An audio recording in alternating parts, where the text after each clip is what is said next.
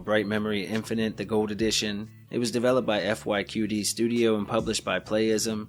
Now, it originally released back in 2021 on the PC and has finally made its way here to the Switch in the form of the Gold Edition. From what I can tell, it's just cosmetic DLC like outfits and such. It does have a download around 1.8 gigs, so it's not too hard on storage. The game is a combination of first-person shooting and close-quarters combat, and I'm happy to say it looks and runs great on the Switch.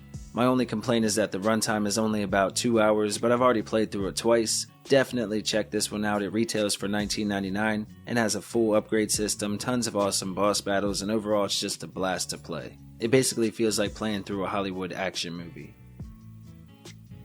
The next game I want to talk about is called Endling, Extinction is Forever. Now this is a game that reminds me a lot of some of my favorite games in the genre, such as Inside or Limbo, where you have a silent main character that moves along a fixed path left or right, solving environmental puzzles, while the player sort of takes in the story and interprets it on their own.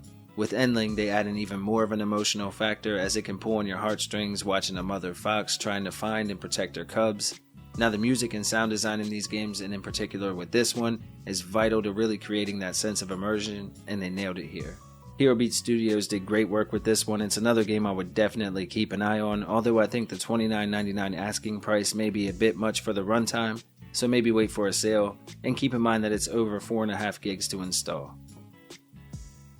Next we have HunterX, which is a 2D Gothic themed Metroidvania from developer Orange Popcorn, and while I really enjoy the game, it is basically just a reskin of another game called 3000 Duel. Now for me, this isn't a bad thing, as I enjoyed their previous title, but some will likely take issue with this for sure.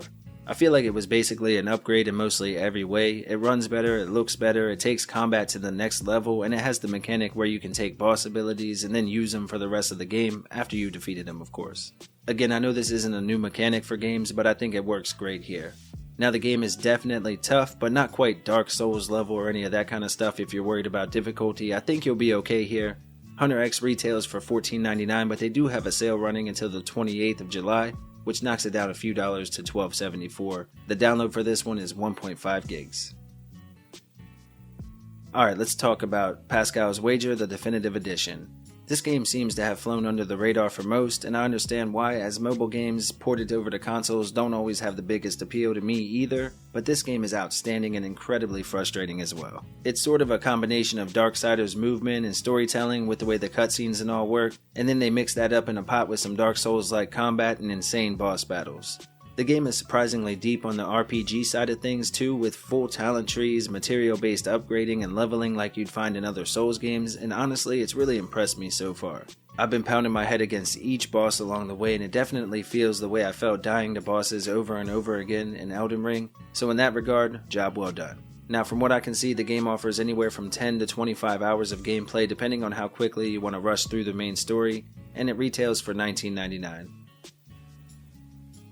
Alright folks, and now it's time to talk about XEL from developer Tiny Roar. Now this is a game I really wanted to enjoy, and while I think you can have some fun with it, I can't recommend anyone spend their money on it in its current state. The game has glitches when it comes to audio, the graphics, the AI and pathfinding, plus the frame rate just can't hold steady and you can feel it jitter constantly. And you can forget about it in major cities or hub areas. NPCs fall through the floor as it takes a while for areas to load in on occasion, and overall it's just a buggy mess. With all that being said though, the combat is fun and the cutscenes look good, and with some patchwork I think this might end up being another situation like we saw with Baldo. Now that's of course provided that the devs care enough to continue to work on it. They seem like they want to fix it, so I truly hope that happens, and if so, I'll definitely let you know. For now, the asking price of $18.99 I just can't recommend, so maybe keep an eye on this one for down the road a bit.